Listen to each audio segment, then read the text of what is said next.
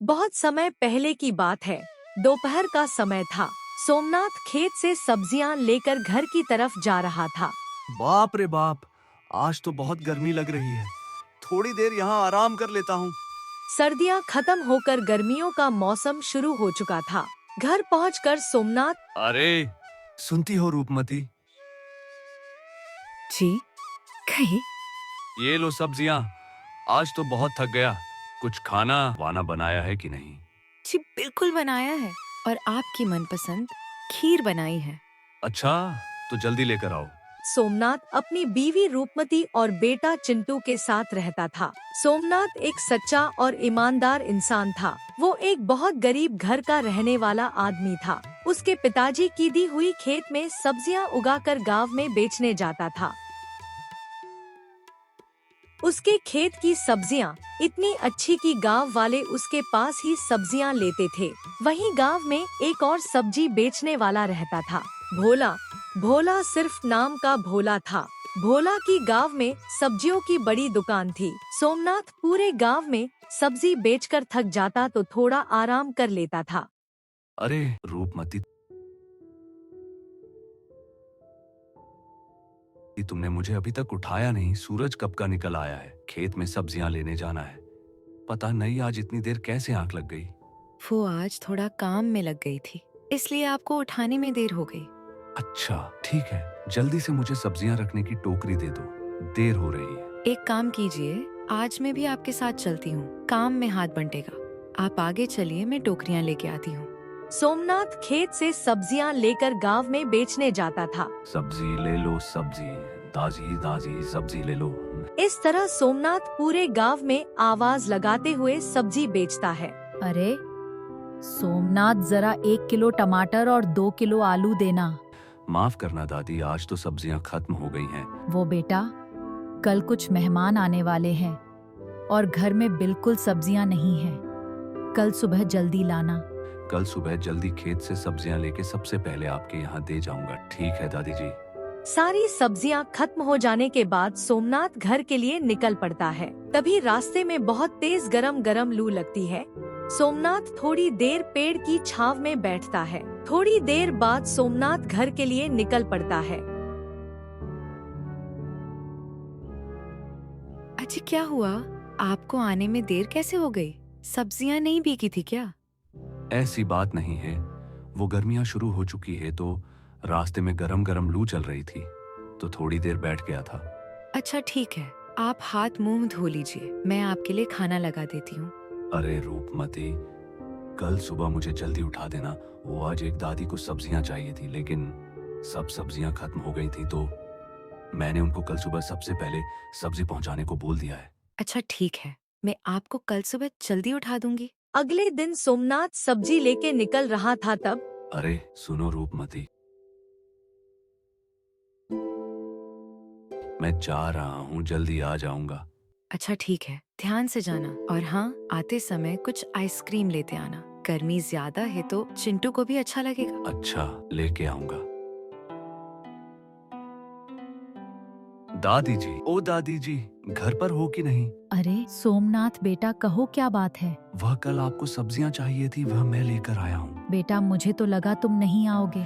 ऐसे कैसे नहीं आता दादी, मैंने कल आपको कहा था सबसे पहले आपको सब्जियां दे जाऊंगा। ये लीजिए आपकी सब्जियां, और कुछ चाहिए तो बता दो। नहीं बेटा, और कुछ नहीं चाहिए। ठीक है दादी, चलता हूँ मैं। सोमनाथ दादी जी के घर से निकल ही रहा था, तभी उसे अपनी पत्नी की बात याद आती है कि उसने आइसक्रीम मंगवाई थी, तो वह लेने बाजार चला जाता है। अरे भैया, कुछ ठंडी ठंडी 3 आइसक्रीम पैक कर दो। सोमनाथ आइसक्रीम लेकर अपने घर की तरफ जा ही रहा था कि तभी सुरभि उसको रोकती है और कहती है, अरे ओ सोमनाथ, इतनी जल्दी जल्दी में कहाँ जा रहे हो?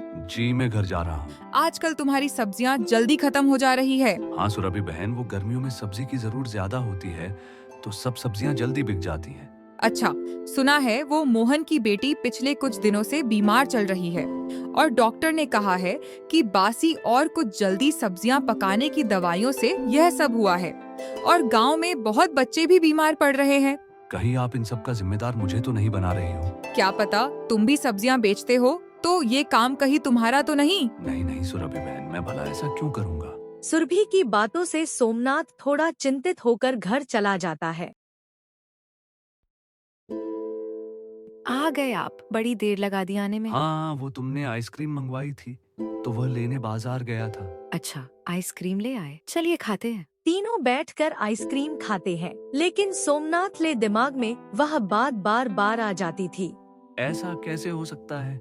मैं इतनी मेहनत करके सब्जियां उगाता हूँ और ना ही कुछ मिलावट करता हूँ, फिर आखिर यह कौन कर रहा है? मैं इसका पता लगा के ही रहूंगा। सोमनाथ बहुत सोचता है, तभी उसे भोला का ख्याल आता है, जिसकी गांव सब्जी की बड़ी दुकान है। हाँ, यह कम भोला भाई हो सकता है, क्योंकि भोला दिखता तो भोला है लेकिन पैसा कमाने के लिए कुछ भी कर सकता है। जो भी हो, कल मैं पता लगा के ही रहूंगा। सोमनाथ सुबह सुबह घर से निकल जाता है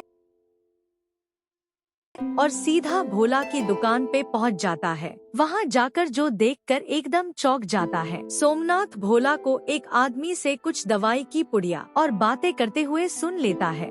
अच्छा, तो ये बात है, मेरा अंदाजा बिल्कुल सही था, यह काम भोला भाई का ही है। सोमनाथ भोला के पास जाता है।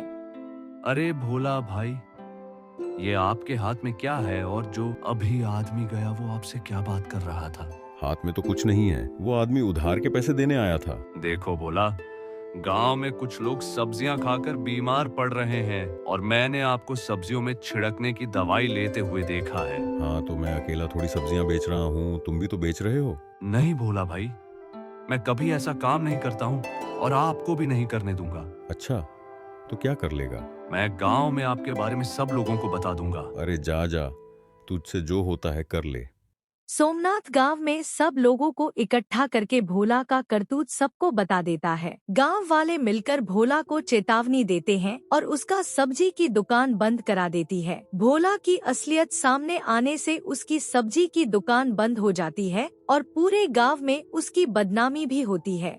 इस सोमनाथ के बच्चे को तो मैं छोड़ूंगा नहीं, ऐसा सबक सिखाऊंगा कि दोबारा मुझसे पंगा लेने से 100 बार सोचेगा। अरे सुनो तुम दोनों, उस सोमनाथ के पास जाओ और उसको बताओ कि भोला क्या चीज है। सुन बे सब्जी वाले, आज जो भी कमाई हुई है ला मुझे दे दे। आज कुछ खास सब्जियां नहीं बिकी हैं। अरे जितने की भी बिकी हो ला मुझे दे दे और कल भी आऊंगा। अगले दिन सुबह होते ही सोमनाथ फिर सब्जियां बेचने गांव में जाता है। वह घर वापस आ ही रहा था, तभी वही बदमाश लोग उसका फिर रास्ता रोक लेते हैं। आज कितने की कमाई हुई है? अरे भाई, रोज रोज क्यों पैसे मांग रहे हो? सब पैसे आपको दे दूंगा। तो मेरा घर कैसे चलेगा? क्यों मुझ जैसे गरीब को परेशान कर रहे हो? वह जो भी हो, तू पैसा दे रहा है कि नहीं, या तुझे कुछ मजा चखाओ? सोमनाथ पैसे देने से मना कर देता है, तो उस बदमाशों ने सोमनाथ को जमीन पर पटक देते हैं और सारी सब्जियां बिखर देते हैं। सोमनाथ निराश होकर घर चला जाता है। अरे जी, आज आप इतनी जल्दी घर कैसे आ गए और आप इतने हताश क्यों हैं? क्या बताऊं रूपमती, कुछ बदमाशों ने 2 दिनों से मुझे परेशान कर रहे हैं। वह आकर मुझसे पैसे मांगते हैं और मैंने आज पैसे देने से मना कर दिया तो उन लोगों ने मुझ पर हाथ उठाया। सत्यानाश हो उसे बदमाशों का। हम जैसे गरीब लोगों से पैसे लेकर उनको क्या मिलता होगा? क्यों ना हम इसके बारे में गांव के मुखिया जी को बताते हैं। सोमनाथ और रूपमती मुखिया जी के घर पर पहुंचते हैं। नमस्ते मुखिया जी। नमस्ते बेटा, क्या हुआ? तुम दोनों इतने परेशान क्यों हो? देखिए ना मुखिया जी, कुछ बदमाश इनको बहुत दिनों से परेशान कर रहे हैं। कल तो उन्होंने इन पे पर हाथ भी उठाया था। ऐसा कौन है हमारे गांव में बदमाश? मैं जरूर पता लगाऊंगा। जी, आपकी बहुत बहुत मेहरबानी। अब हम लोग चलते हैं। कुछ ही दिनों में मुखिया ने उन दोनों बदमाशों को ढूंढ ही लिया था और उनसे बात की। कौन हो तुम दोनों और सोमनाथ को क्यों परेशान कर रहे हो? देखिए मुखिया जी, ये हम दोनों का आपस का मामला है, आप बीच में मत पड़िए। इतनी बदतमीजी से बात कर रहे हो। कौन है आपके सेठ? जी हम भोला भाई के आदमी हैं। अच्छा, तो इसके पीछे भोला का हाथ है? देखो, इस बार मैं आपको छोड़ देता हूँ, अगली बार ध्यान रखना। वो दोनों बदमाश भोला के पास जाकर सब कुछ बता देते हैं। अच्छा, तो इस सोमनाथ के बच्चे ने गांव में सबको बता दिया। कोई बात नहीं, तुम जाकर उससे और धमकाओ। ठीक है भोला भाई। वह दोनों बदमाश गांव में जाकर सभी लोगों से सोमनाथ के घर का पता पूछते हैं। तभी उन्हें पता चलता है कि सोमनाथ किराएदार के मकान में रहता है। वे दोनों किराएदार के घर पर जाते हैं और उनको कहते हैं, सुन बे, हो मकान मालिक, हमें पता चला है कि तूने अपना मकान सोमनाथ को किराए पर दिया है। आज के आज उसको घर से बाहर निकाल दे, वरना तेरे साथ अच्छा नहीं होगा। दोनों बदमाशों की बातें सुनकर किराएदार डर जाता है और तुरंत ही सोमनाथ के घर पहुंच जाता है। अरे मालिक, आप यहाँ चलिए, अंदर चलकर बैठते हैं। मुझे बैठना बैठना नहीं है। सुन सोमनाथ, तुम आज के आज मकान खाली कर देना। अगर नहीं किया तो मैं खुद आकर सब कुछ बाहर फेंक दूंगा। क्या हुआ मालिक? मैंने तो किराया भी समय से पहले दे दिया है। वो सब मैं नहीं जानता। इतना कहकर किराएदार वहाँ से चला जाता है। सोमनाथ यह सारी बात अपनी बीवी को बताता है। ये आप क्या कह रहे हो? हमने तो किराया भी समय से पहले भर दिया है, फिर किराएदार हमारे साथ ऐसा क्यों कर रहे हैं? यह सब तो भगवान ही जाने। सोमनाथ और रूपमती बात कर ही रहे थे कि गुंडे वहाँ आ जाते हैं। क्या रे सोमनाथ, तुझे किराएदार ने बताया नहीं कि घर छोड़कर चले जाने को? जी बताया है ना, लेकिन आप दोनों को यह बात कैसे पता है? अच्छा, तो अब समझ आया। तुम दोनों ने ही किराएदार को मुझे घर से निकालने के लिए बोला होगा। अरे भाई, क्यों हम जैसे गरीबों को परेशान कर रहे हो? सुनो, ये कब से चप्पर चप्पर कर रहा है, इसके बीवी बच्चे और सारे सामान को बाहर फेंक दो। इतना बोलकर वह बदमाश सोमनाथ उसकी बीवी और घर के सारे सामान को बाहर फेंक देते हैं। सोमनाथ अपने बीवी बच्चों और थोड़े से सामान के साथ घर से चला जाता है और गांव में एक पेड़ के नीचे बैठते हैं। थोड़ी ही देर में दूर से एक सज्जन आदमी उसके पास आता है। अरे भाई, आप लोग इतनी गर्मी में यहाँ क्यों बैठे हो और थोड़े परेशान भी लग रहे हो? क्या बताएं आपको भैया जी, हम लोग तो रास्ते पर आ गए। अरे ऐसी भी क्या परिस्थिति आ गई? सोमनाथ केशव को सारी बात बताता है। अच्छा, तो ये बात है। देखो, मेरा नाम केशव है और मैं यही गांव में रहता हूँ। आप लोग चाहे तो कुछ दिनों के लिए मेरे साथ रह सकते हो और मैं कुछ आपकी मदद भी कर दूं। जी, आपका बहुत बहुत धन्यवाद केशव भैया। सोमनाथ अपनी बीवी और बच्चे के साथ केशव के घर पर कुछ दिनों के लिए रहने जाता है। देखो सोमनाथ, ये मेरा घर है। आप लोग यहाँ आराम से रह सकते हो। धन्यवाद भाई साहब, आपकी बहुत बहुत मेहरबानी। चलो सोमनाथ, हम बाहर चलकर बात करते हैं। देखो ना केशव भाई, मैं इन बदमाशों से बहुत परेशान हो चुका हूँ। अगर आपके पास कोई रास्ता हो तो बताइए ना। अरे सोमनाथ, तुम बिल्कुल चिंता मत करो, मैं कुछ सोचता हूँ। कुछ समय बाद केशव को एक आइडिया आता है। देखो सोमनाथ, ये दोनों बदमाश भोला के आदमी हैं और भोला एक नंबर का निकम्मा आदमी है। उसको अब तक पता चल गया होगा कि तुम गांव में किसी के साथ रह रहे होंगे और तुमने सब्जी बेचना चालू ही रखा होगा। तो क्या अब मैं सब्जी बेचना छोड़ दूं?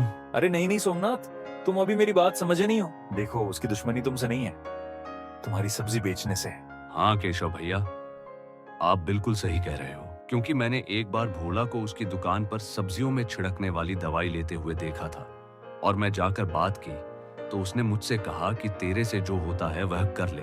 हाँ, ऐसा ही हुआ होगा, लेकिन अब मुझे ऐसा लगता है कि भोला शायद तुम्हारे खेत पर सब्जियों को नुकसान पहुंचा सकता है। तो अब मैं क्या करूं? एक काम करो सोमनाथ, तुम कुछ दिनों के लिए अपने खेत में पहरा दो और जैसे ही भोला तुम्हारे खेत के आसपास दिखे तो हम उसको रंगे हाथ पकड़कर मुखिया जी के पास ले जाएंगे। ठीक है भैया, अब मैं ऐसा ही करूंगा। केशव ने जो आइडिया बताया था वह सोमनाथ रूपमती को बताता है।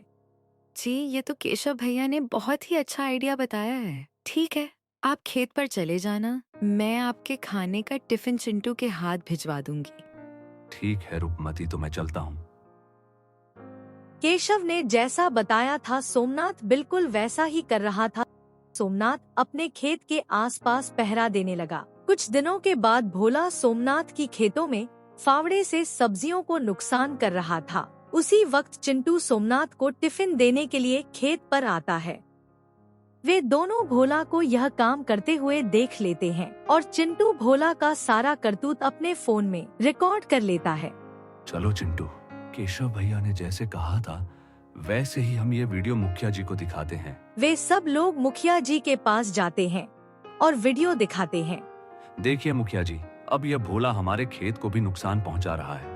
अरे सुनो, जल्दी से भोला को यहाँ पर बुला के लाओ। मुखिया अपने आदमी को भोला को यहाँ बुलाने को कहते हैं। कुछ ही समय में भोला वहाँ पर आ जाता है। देखो भोला, मैंने तुमको पहले भी चेतावनी दी थी, फिर भी तुम नहीं माने। और इस बार तो तुम सीधे सोमनाथ के खेत को नुकसानी पहुंचाने चले गए थे। यह तुमने ठीक नहीं किया। तुमको इसकी सजा जरूर मिलेगी। तुमको अपनी दुकान और यह गांव को छोड़कर जाना होगा। मुखिया की दी हुई सजा से भोला गांव को छोड़कर चला जाता है और भोला की दुकान सोमनाथ को चलाने के लिए देता है। अरे आपका बहुत बहुत शुक्रिया मुखिया जी।